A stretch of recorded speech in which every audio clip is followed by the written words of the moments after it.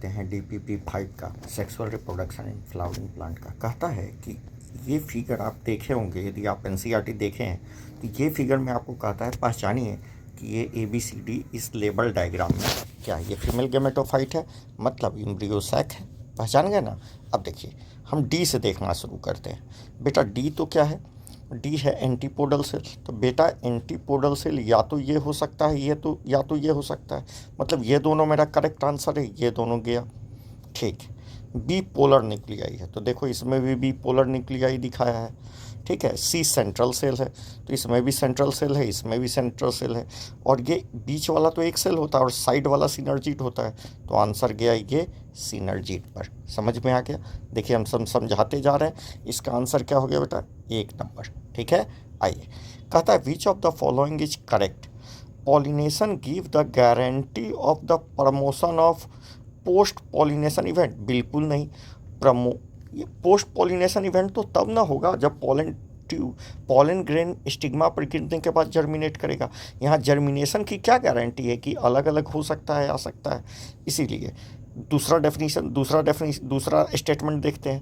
कहता है कि पॉलन डिपोजिशन से लेके pollen tube entry to ovule को हम पॉलन पिस्टिल इंट्रैक्शन कहते हैं। तो प्योर एनसीईआरटी का लाइन है भैया, यही सही है। ठीक है। पॉलन ट्यूब्स को स्टिग्मा पर गिरने से लेके पॉलन ट्यूब का एंट्री ओव्यूल के अंदर को ही हम क्या कहते हैं, सबको मिला के ही क्या कहते हैं बेटा, पॉलन पिस्टिल इंट्रैक्शन कहा जाता है। तो ये स्टेटमेंट सही है, इसका मतलब बी नंबर स्टेटमेंट सही है। आइए इस क्वेश्चन को देखते हैं बेटा। इसमें कहता है कि लेवल डायग्राम बताइए। इसमें फिर से लेबलिंग कर दिया, जरा देखते हैं बेटा। देखो बी को क्या कहेगा, कोई बता सकता है। अच्छा चल, यहाँ भी डी से शुरू करते हैं। डी क्या है, डी क्या है, ये स्टिग्मा है, ये स्टाइल है। तो डी स्टाइल कहाँ गया, देख बेटा डी मेरा स्टाइल। तो देखिए यहाँ स्टाइल है, यहाँ स्टिग्मा है, स्टिग्मा खत्म हो गया बेटा, यही स्टाइल है, बाकी तो सब गलत है। तो यही आंसर हो गया बिना सोचे समझे। डी मेरा स्टाइल है। देख लो बेटा डी स्टाइल है। देख किसी में स्टाइल नहीं गया, हम एक को तो पहचान गए, तो बाकी सब खत्म हो गया। ये गलत है, तो ये मेरा आंसर सही है। आया बेटा समझ में। चलो, कहता है ABCD इसमें आइडेंटिफाई कीजिए कंपोनेंट्स में, और बढ़िया से आइडेंटिफाई करो। देखो हम कैसे आइडेंटिफाई करते हैं, देखना बेटा।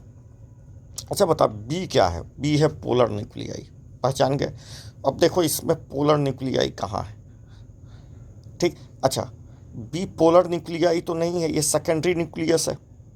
सेकेंडरी सेल, सेकेंडरी न्यूक्लियस बोलोगे इसको। ठीक है, सेकेंडरी न्यूक्लियस बोलोगे। सेकेंडरी न्यूक्लियस जैसा कोई टर्म दिया हुआ नहीं था। अच्छा ये क्या है, डिजेनरेटिंग सिनर्जिड। ठीक है, डिजेनरेटिंग सिनर्जिड।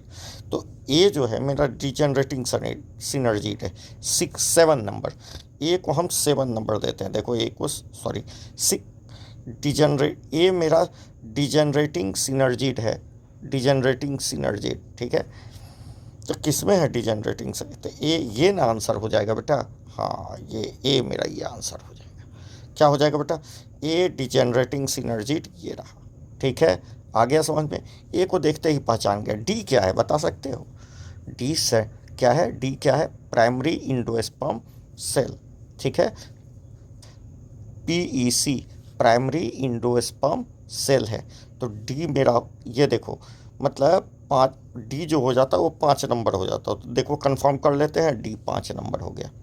आ गया। सी एंटीपोडल सेल है, सबको पता है। देखो इसमें एंटीपोडल कहाँ है, खोजो तो एंटीपोडल सेल कहाँ है। अच्छा, डिजेनरेटिंग एंटीपोडल, तो 8 नंबर देख लो, 8 नंबर यहाँ होगा, सी 8 नंबर होगा। तो सब तो खोज लिया गया। आ गया बेटा समझ में, खोज लिया ना। चलिए, और बी क्या है, पोलर न्यूक्लियाई। तो देखो यहाँ पोलर न्यूक्लियाई भी खोज लिया, सब चीज़ खोजा जाता है बेटा। कहता है फर्टिलाइज्ड इन ए फर्टिलाइज ओवूल N 2N और 3N कंडीशन कहाँ होता है बता सकते हो। एंटीपोडल सेल क्या होगा, एंटीपोडल सेल क्या, फर्टिलाइज ओव्यूल में एंटीपोडल सेल होता है,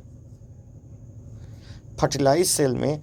अच्छा, इन ए फर्टिलाइज ओव्यूल एंटीपोडल सेल यदि डिजेनरेट कर रहा है तो अभी भी रहेगा वो, और इंडोस्पर्म न्यूक्लियस। तो 5 का आंसर क्या होगा बेटा, 1 नंबर सही है मेरा।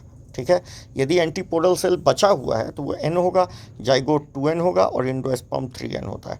अच्छा ये क्यों नहीं हो सकता? देखो मेगा स्पोर मदर सेल तो 2n होता है, एक भी 2 है, एक n होता है, न्यूसेलस 2n होता है, और माइक्रो स्पोर तो n होता है, तो ये भी गया, तो आंसर यही होगा बेटा। ठीक है। डबल फर्टिलाइजेशन का मतलब क्या होता है? सिनगेमी और ट्रिपल फ्यूजन को मिला के क्या बोलते हैं? Double fertilization. आ गया। The events of pollen pistil interaction are given below, ये दिया हुआ है आपको। तो बताइए सबसे पहले क्या होगा? पॉलन गिरेगा स्टिग्मा पर, उसके बाद पॉलन जर्मिनेट करेगा पॉलन ट्यूब के फॉर्म में और पॉलन ट्यूब बनाएगा।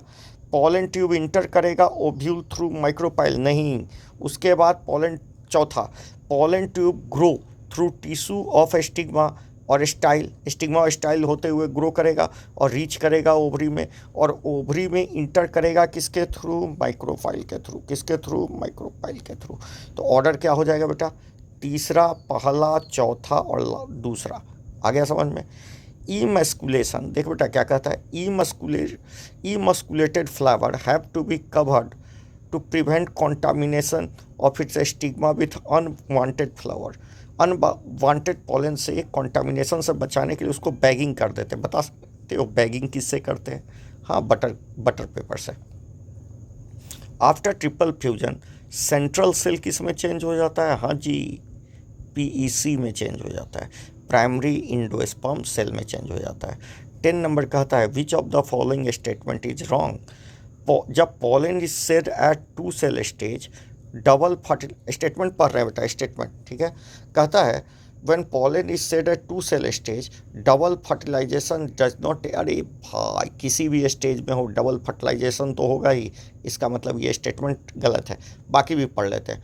वेजिटेटिव सेल लार्जेस्ट होता है, लार्जर देन जनरेटिव सेल, सही होता है, सही बात है। Pollen grain of some plant remain viable for a month, एकदम।